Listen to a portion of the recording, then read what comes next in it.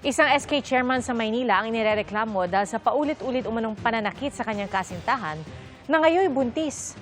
Nakatutok si Jomar Apresto.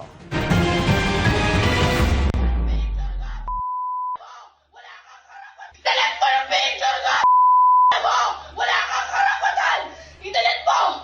I-delete mo! Naiba ka? Naiba ka? Kita sa cellphone video ang pananakit ng isang lalaki sa isang babae habang nasa loob ng isang bahay sa Antipolo City noong nakaraang taon. Ang lalaki sa video, SK chairman pala ng isang barangay sa Sampaloc, Maynila.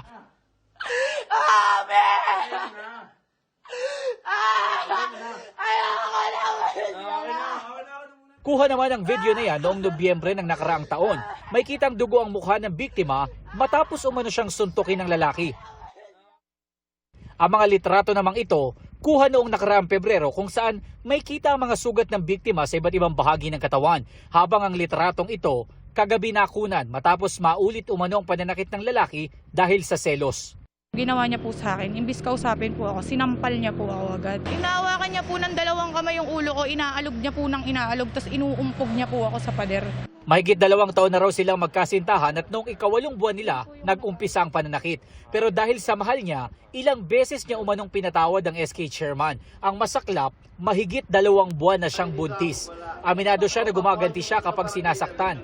Ayon sa Barangay San Jose, ilang beses na rin silang rumesponde sa away ng dalawa. Sinubukan namin hingin ang panig ng SK chairman pero tumanggi siya. Ang barangay naman sa Maynila kung saan opisyal ang lalaki, wala raw alam sa nangyari. Pero napansin daw nila na may nagbago sa kanilang SK chairman. Minsan, gusto ng girl, nandun lang si SK sa kanya. Yung minsan pag kailangan si SK dito, nalilate siya. Okay naman po siya dito sa barangay namin, yung mga proyekto niya po nagagawa niya naman po. Inihahanda na ng pulisya ang posibleng reklamo na isampa laban sa SK chairman. Jomar Apresto, nakatutok, 24 oras.